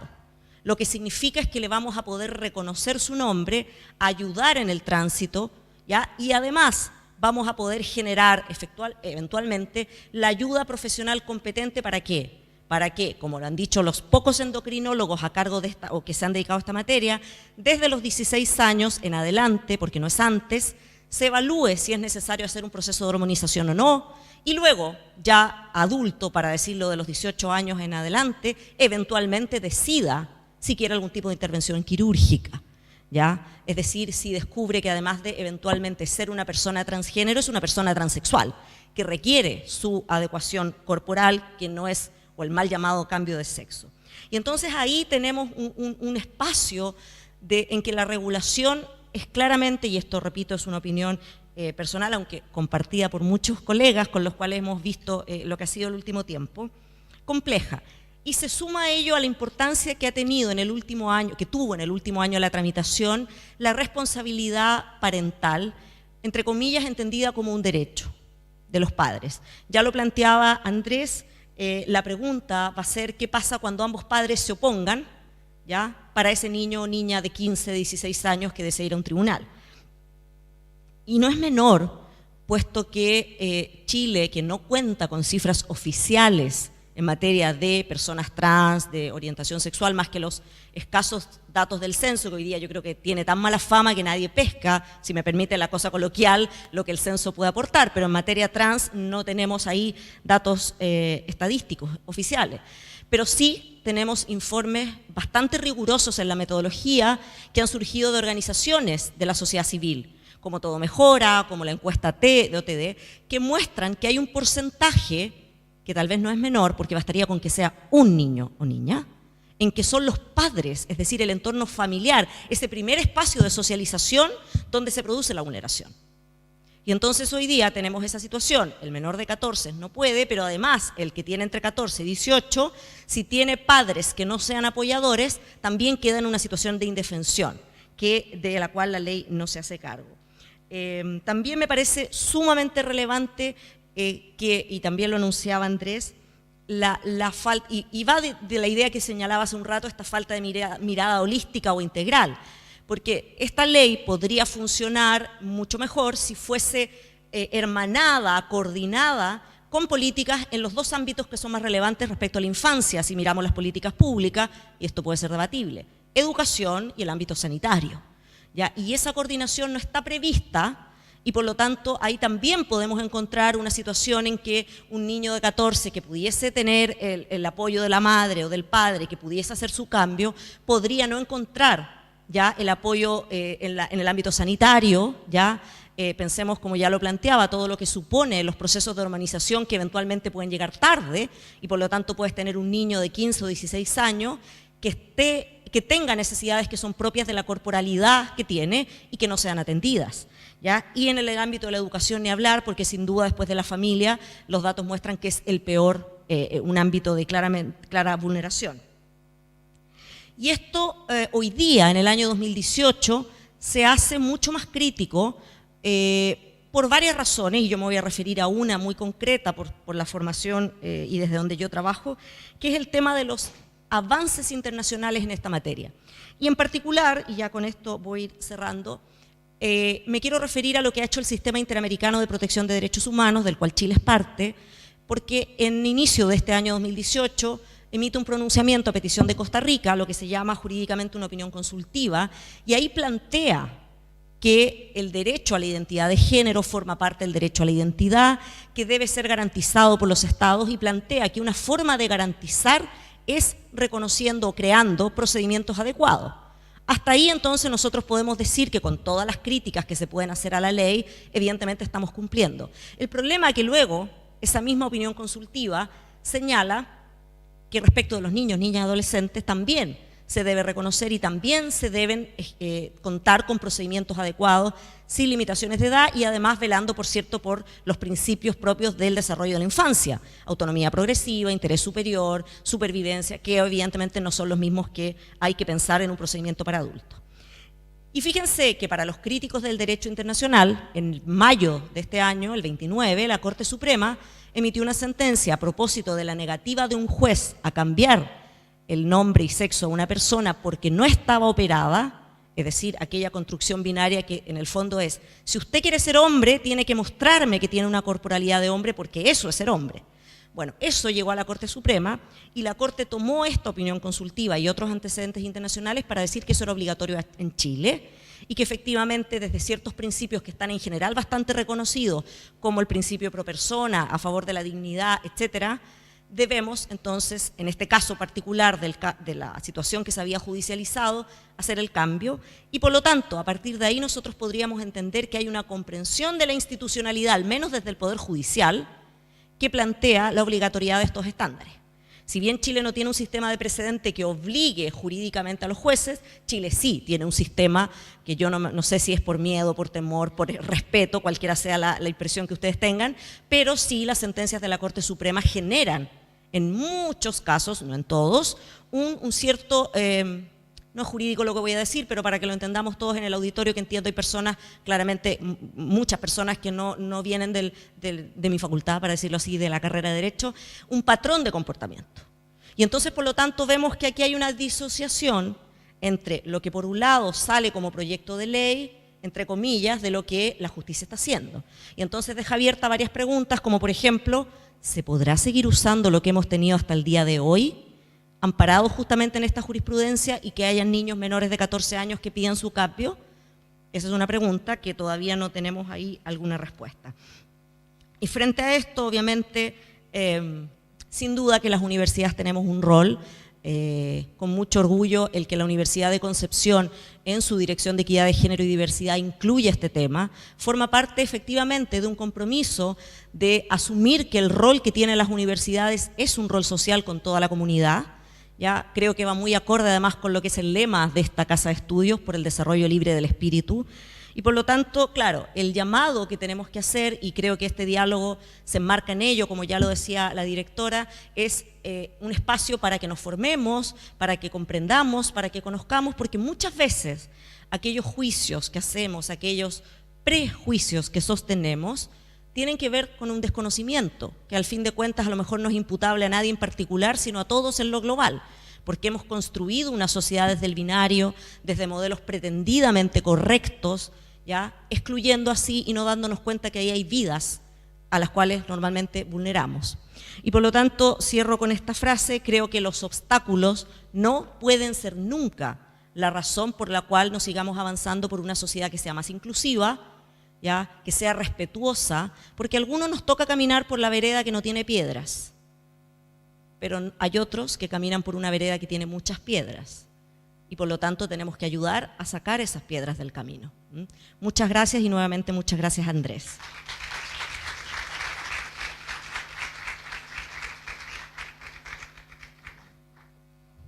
Bien, agradecemos las palabras de la subdirectora respecto a la historia de la Ley de Género en Chile y la valiosa reflexión que ha hecho en torno a la situación de niñas y niños como sujeto de derecho, y no necesariamente desde una visión adultocéntrica, como objetos de derecho. A continuación daremos inicio a la ronda de preguntas. Pueden levantar la mano y nos acercaremos a ustedes con un micrófono para que sus consultas puedan ser escuchadas. ¿Alguien quiere hacer una consulta? Hola, una consulta para las personas que son mayores de 18 años, que no tienen hijos y que quieren cambiar su nombre. ¿Los dos testigos que debe llevar deben ser familiares o puede ser cualquier testigo mayor de 18 años? No, hay una sola inhabilidad, pero la idea es que puede ser cualquier persona. Ya, esa es. Sí.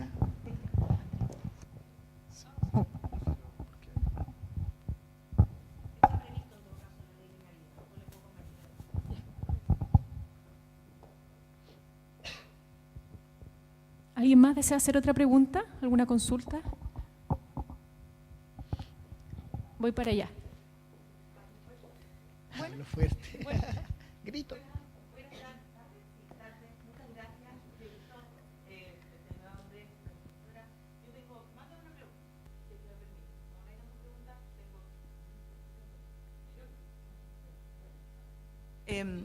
La primera para Andrés es, a mí me ha venido dando vueltas mucho últimamente el discurso de odio, y agradezco mucho tu exposición en ese sentido. A mí me perturba profundamente cuando hay voces de autoridad hablando de esto, y en la comisión trabajamos harto cómo podríamos ver a propósito de la libertad de expresión y meter cómo podíamos hacer esa protección.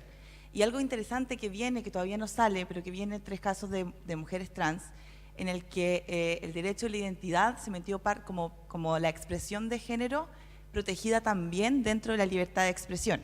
Eso por una parte, pero por otra, ¿cómo crees tú que nos podríamos hacer cargo de influenciar por otra? Porque como dices tú, ese argumento de autoridad, ¿no? Y que la gente que lamentablemente no educa y que confunde trans con gay, con etcétera, ¿cómo podemos nosotros paliar un poco los efectos negativos que tiene que tienen dichos como los que nos pusiste ahí, que yo creo que pusiste algunos suaves porque he escuchado algunos peores, lamentablemente. Y por otra parte, la profesora, quería preguntarle precisamente lo que decía, a propósito de lo que decía Andrés, porque como está en la ley los principios de autonomía progresiva y hay otro más respecto de niños, niñas y adolescentes, ¿qué cree usted? Y esto es como un ejercicio un poco teórico. Si es que en el Tribunal Constitucional, teniendo también lamentablemente en vista el tipo de Tribunal Constitucional que tenemos, pero hubiese habido un control de constitucionalidad completo y luego no hay normas que se preocupen de procedimiento específico, por lo tanto no hay normas que respeten esa autonomía progresiva y los demás principios que son estándares internacionales pero que recoge la ley, quizás otro gallo hubiese cantado. A mí yo no puedo como no pensar en que eventualmente podría haber dicho que porque no se regula entonces infancia como procedimiento, podría haber existido otra historia. ¿Y cómo lo ve usted si de repente, no sé, la litigación estratégica o por control de convencionalidad, eventualmente podría haber recogerse este procedimiento? ¿Cómo lo podemos hacer en el fondo? ¿Cómo lo ve usted como ejercicio así abstracto para incluir? Gracias. Gracias, Daniela, por la pregunta. También me gusta mucho volver a verte después de tanto tiempo. Vuelvo a repetir, asumo absolutamente todas mis respuestas, cada palabra de lo que digo, pero de los grandes pensadores yo espero que en 4 años más no votemos por él. No creo que tengamos esperanza de hacer cambiar al presidente Piñera. Él hace lo que él quiere, ni siquiera escucha a sus propios asesores, entonces difícilmente va a poder escuchar a la sociedad civil. El problema es que está en un cargo de muchísimo poder y cada cosa que él dice afecta profundamente a los seres humanos. En relación al cardenal Esati, espero que lo procesen prontamente y que pueda salir de la Iglesia Católica lo más rápidamente posible y que sea reemplazado por alguien que valga la pena. Difícil de que encuentren a alguien ahí, pero puede haber ese milagro. Pensemos que hay milagros también en la Iglesia Católica. Creo que como sociedad civil tenemos que ser mucho, mucho más pesados y potentes. Me explico. Creo que debemos ocupar las redes sociales para hacerles notar a estos personeros las equivocaciones que tienen. Pero no que seamos 5, 10 o 20 personas que estemos haciendo eso, sino que se sumen toda la sociedad en hacerle ver al presidente de la República lo equivocado que está o al que aparezca con estos discursos de odio. No entraría en discusiones con algunos pastores que son tremendamente agresivos, violentos, en los cuales no voy a caer en ese juego de la agresividad, pero sí creo que con personeros que tienen algo de racionamiento que uno todavía pueda entender que se puede conversar con ellos. Creo que sacar declaraciones también es importante. Y a mí me parece que aquí la universidad sí tiene una tremenda responsabilidad. No es lo mismo que saque una declaración un activista o una fundación de derechos humanos a que venga acompañada esa declaración o salga una declaración desde la universidad o desde la dirección de equidad de género y diversidad o desde académicos y académicas, ¿no? Le da otra connotación muy diferente. Porque lamentablemente estamos en una sociedad que cuando uno habla es escuchado, pero cuando hablan los académicos es alabado, ¿no? Y esas diferencias todavía se siguen dando. Entonces me parece importante que las universidades empiecen a sacar las voces sobre estos temas. Bien, gracias Daniela por la pregunta. Antes de responderte, que va a ser una no respuesta, pero bueno, de compartir algo, en relación a lo que plantea Andrés, yo creo que ahí sí efectivamente hay un rol, y aquí hablo absolutamente a título personal, hay un rol de la academia, ¿ya? Y creo que tal vez un ejemplo fue hace 2 años atrás, en que hubo 2 cartas a la prensa, una con un lenguaje muy duro respecto a las personas trans, y esa carta generó la respuesta de prácticamente 50, porque éramos 47 o 48 académicos chilenos y extranjeros que tenemos posiciones muy distintas en muchísimos temas. Yo decía al final, los obstáculos no pueden ser la razón por la cual no regulemos. Es decir, efectivamente hay una serie de cuestiones abiertas que son muy debatibles, como el mismo hecho de qué se hace con el matrimonio. Algunos planteaban la nulidad, otros el divorcio, otros la terminación. Hay un tema ahí con el ejercicio del derecho al matrimonio, es decir, cuestiones jurídicas hay muchas para discutir y el tener poca claridad en cómo resolverlas no debería ser el obstáculo. Entonces sí hay un rol ahí de la academia. En cuanto a tu pregunta, cuando el proyecto se aprueba en septiembre, efectivamente vino como la expectativa de que efectivamente iba a haber un requerimiento a modo de lo que hubo en el proyecto que interrumpió, o sea, que despenalizó la interrupción voluntaria del embarazo.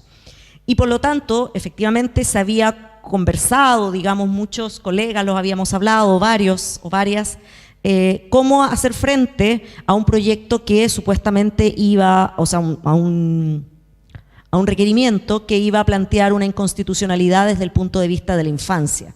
Es decir, exactamente al revés de lo que se ha planteado aquí, que lo inconstitucional era incluir a los mayores de 14 y menores de 18, que jurídicamente son niños, niñas o adolescentes.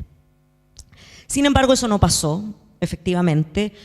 Según la información de la prensa, yo no tengo más, tal vez Andrés dato, el tema fue que se pasó el plazo, no que no hubiese habido la intención de hacerlo. Y de ahí generó este téngase presente, que evidentemente fue una manera de poner lo mismo. Ahora, la verdad que si se hubiese generado la discusión en el Tribunal Constitucional, yo creo que hoy hay mucha mayor argumentación para sostener la inconstitucionalidad por excluir a los niños que por incluir a los mayores de 14 y menores de 18.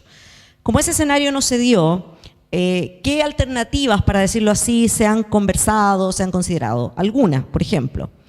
Dado que esta ley no es que sustituya un procedimiento, porque si esta ley cambiara un procedimiento anterior sobre la misma materia, tendríamos que entender que desde su entrada en vigor no se podría utilizar la normativa anterior. Pero la ley 17344 sigue en vigor y hasta donde sabemos no se ha pensado en ningún tipo de normativa por la cual esa no se pueda ocupar. Y curiosamente existen hoy día varias sentencias, ya no es una, digamos, emblemática, de menores de 18 años, menores de 14, cuyo cambio ha sido cogido en virtud de la legislación civil. Y ya hay jurisprudencia de los tribunales superiores, por lo tanto, un primer escenario es que en el caso de los menores de 14 años se podría seguir utilizando esa ley. Segundo escenario, las normativas de control, recurso del Tribunal Constitucional por la vía de la inaplicabilidad, que no lo sé, yo tengo ahí algunos reparos, creo que hay que estudiarlo, y efectivamente tratar de agotar un recurso para poder llegar al sistema interamericano, ¿ya? Salvo que se llegara no por la vía tradicional de denunciar en un caso concreto, sino que se hiciese algún tipo de presentación ante la Comisión Interamericana, que me parece una vía un poquito más claramente política y que no tendría un efecto específico. De manera que yo creo, y lo que he dicho son ideas muy generales, que tampoco están muy procesadas para que se tome con absoluto beneficio de inventario, creo que la cuestión de los niños queda abierta. Y la construcción jurídica aquí creo que va a ser interesante en términos de poder buscar alguna forma, si no para corregir esta ley, sí para poder incluir un procedimiento, pensar en la situación de los menores de 14. Por eso decía que no te iba a responder, pero algunas ideas ahí. ¿Alguien?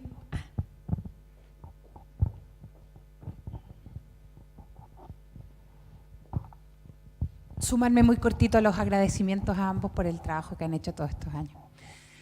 Me preocupa el tema de la implementación de la política, comparto esa ansiedad respecto a lo que va a suceder y quiero aprovechar, Andrés, de preguntarte, tú que has estado más cerca de esos círculos y como sociedad civil has presionado de alguna manera, ¿cierto?, a los distintos ministerios para generar esos cambios.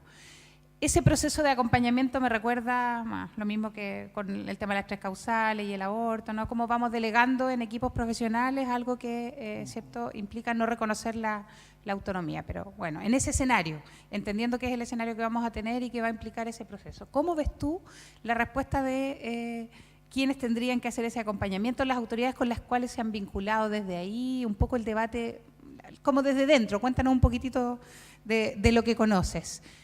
Y también para aprovechar de compartirlo con Jimena, bueno, hemos conversado de esto muchas veces, sabemos que nuestra universidad está en un proceso de revisión, ¿cierto? Las facultades, las carreras, ahora la dirección está impulsando muchísimo más rápido ese cambio, pero estamos aún con una brecha muy fuerte de poder hablar de profesionales capacitados, competentes, no en términos, ¿cierto?, de áreas específicas o una formación más general, sino todavía tenemos muchas carreras donde solo estamos hablando de espacios, no sé, de asignaturas complementarias, por ejemplo, ¿no?, o electivas. Me preocupan los desafíos en el área de la salud, tremendamente, me preocupan los desafíos en el área de educación, obviamente la nuestra en las ciencias sociales, pero tenemos algunos también esperanza de que hay cosas que estamos intentando impulsar. ¿Cómo ves, Jimé, que podemos avanzar un poquito más rápido? ¿Cómo ves tú, además, si a lo mejor este escenario puede ayudar también a generar este argumento? Ya, no me la... En relación a este equipo de acompañamiento, la verdad es que es algo que yo nunca he compartido. A mí me parece de una falta de respeto tremenda para quienes somos trans. Es como que tenemos que tener a alguien que nos esté vigilando durante un año. Y esa vigilancia tiene que ver en cómo actuamos, qué decimos, qué es lo que hacemos, qué nos gusta, qué comemos, qué tenemos que demostrar. O sea, me parece más un seguimiento que tiene que ver con la validación de lo que somos.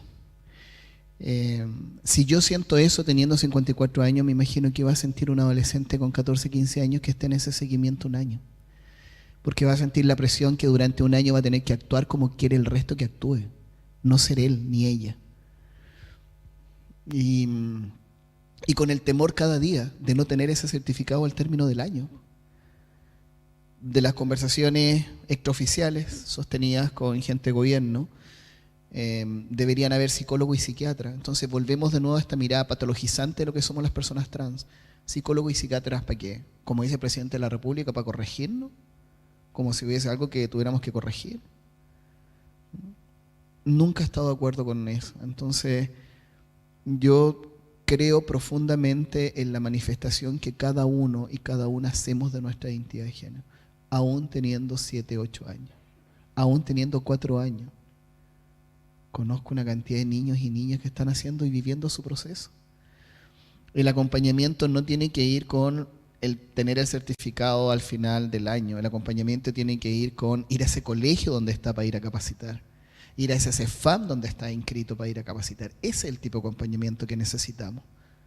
El acompañamiento de decirle a esa mamá y a ese papá, calma, no va a pasar nada, no va a morir en la calle, no lo van a acuchillar, porque una niña trans no va a terminar en la esquina ejerciendo el comercio sexual. Este país le va a dar oportunidades para que sea digna, y no con lo que estamos haciendo hoy en día, que no les estamos dando oportunidad a las mujeres trans, porque no todas caminan por una alfombra roja para llegar a un Oscar.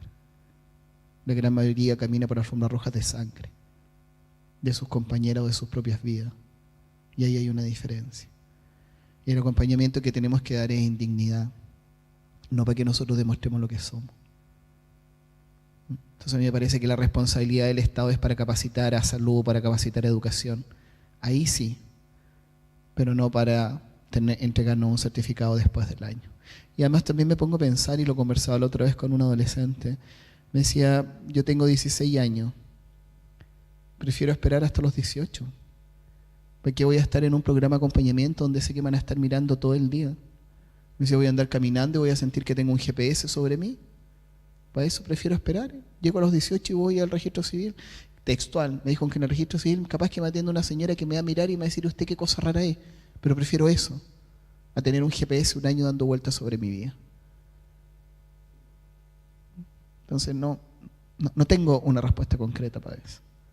Para mí es una vulneración de derechos la creación de este protocolo y de todo este grupo de acompañamiento. Entonces, gracias, Cecilia, por la pregunta y tus palabras. Bueno, yo creo que hay una cuestión muy importante porque este es un espacio académico, estamos en la universidad y como tal creo que la rigurosidad académica es lo que debe imperar siempre, y en ese sentido la rigurosidad llama a hacer comentarios de un proyecto de ley que tiene deficiencias, insuficiencias, porque efectivamente hay cosas que eventualmente no están bien reguladas y otras que no están reguladas. A eso me refiero con deficiencias y ausencias más que insuficiencias. Pero dicho eso, creo que es un punto de inflexión, en algún momento Andrés también lo señalaba, y creo que hay dos cuestiones ahí que son importantes. Primero, hay un tema de la visibilización que tiene para las personas trans poder contar con una ley, como ya en su momento fue que la ley conocida como Zamudio, no voy a dar la lata a decirle por qué no me gustan las leyes con nombre, porque ya lo han escuchado muchas veces, pero la ley Zamudio, el que incorporara, que a todo esto ahora va a incorporar expresión de género, porque el proyecto también, entre las disposiciones adecuatorias a otros cuerpos legales, agrega expresión de género en la ley de acción contra discriminación, en la ley Zamudio. Y entonces, efectivamente las leyes tienen un potencial de visibilidad que es notable y que no debemos perder de vista. Yo ahí creo no tener todas las competencias y creo que eso es más propio de las ciencias sociales, pero evidentemente hay un poder de visibilizar. ¿Por qué? Porque la chilena es una sociedad muy legalista, muy normativizada y además en los últimos años con una tendencia a la judicialización de los conflictos. Y esto es algo que los sociólogos que se han acercado al derecho o los abogados que se han acercado a la sociología, algunos lo vienen trabajando desde la lógica de cómo hoy día Chile tiene hace mucho rato una tendencia a judicializar los conflictos, lo cual creo que es preocupante, sin tener, repito, mayores competencias. El mejor ejemplo es el tema de la educación. Hoy día, cualquier cosa de colegio, que el profesor miró, que el alumno no sé qué, eso se judicializa. Y estamos llenos de recursos de protección, de profesores contra alumnos, alumnos contra profesores, colegio contra el profesor y así. Entonces, con ese diagnóstico, entre comillas, de lo que es Chile, evidentemente que entre tener una ley y no tenerla, a mí me parece que es un paso muy importante de visibilizar el tener una ley, como lo fue en su momento la ley Zamudio, que es otro cuerpo normativo muy deficiente. La mejor prueba es que a 6 años de la aprobación de la ley Zamudio, 2012 a 2018, no hay más de 300 y algo sentencias y no le ha permitido a las personas que en general por distintas razones sufren discriminación una solución, porque es una acción reparativa, una acción de tutela que tiene problemas de prueba y una serie de otros temas jurídicos que la hacen una ley insuficiente. Entonces creo que en el futuro aquí podría ocurrir más o menos lo mismo. Vamos a tener una ley, eso visibiliza, no hay un punto atrás, pero evidentemente la insuficiencia y la falta de avanzar va a quedar en evidencia con la aplicabilidad de la ley. ¿Ya? Yo creo que claramente van a haber ahí interesantes temas jurídicos, social, particularmente de aquí a 2 años más. No sé si más o menos responde eso. ¿Hay tiempo para una última pregunta?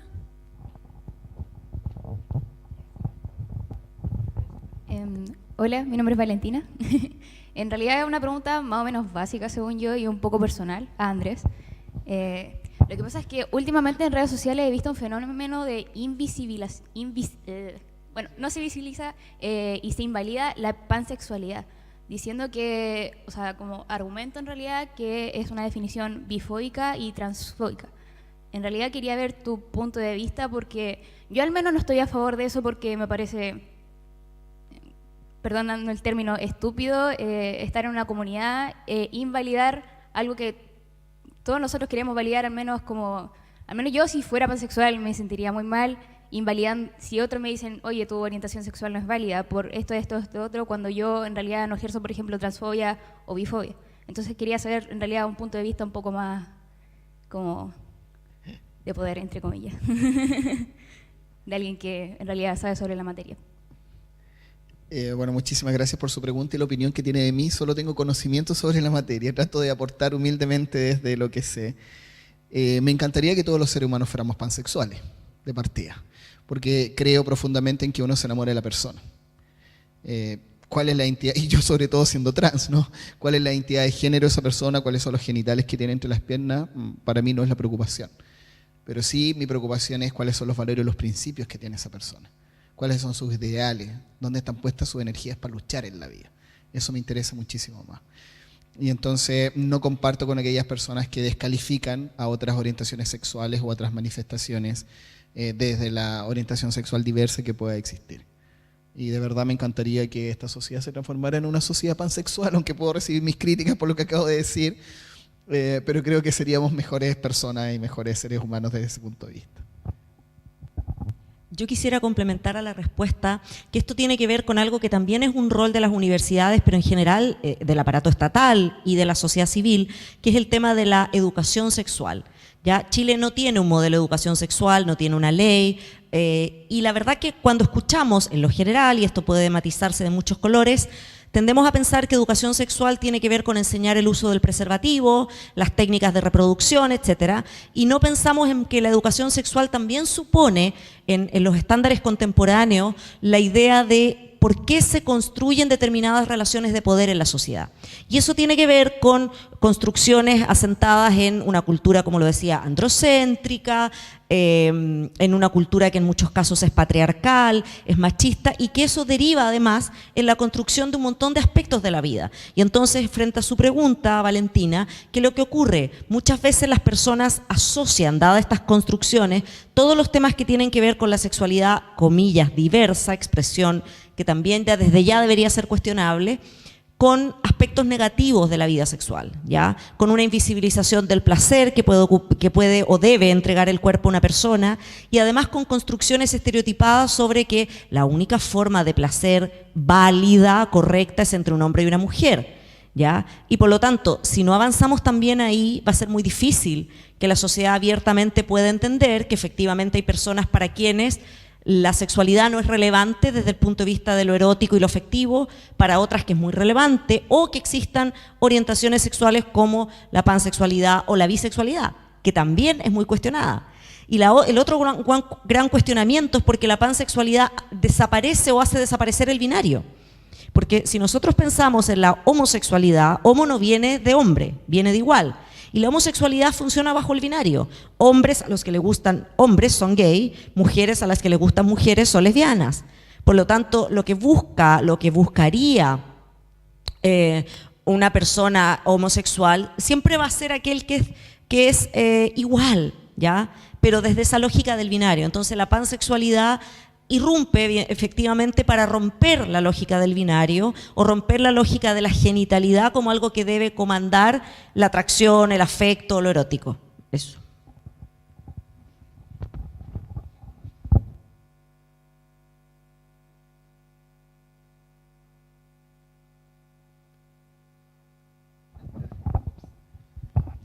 Bueno, finalmente para concluir esta jornada, agradecemos vuestra presencia y la directora de Equidad de Género y Diversidad, doctora Lucía Saldaña Muñoz, hará entrega de un presente en agradecimiento por su exposición al profesor invitado, Andrés Rivera Duarte.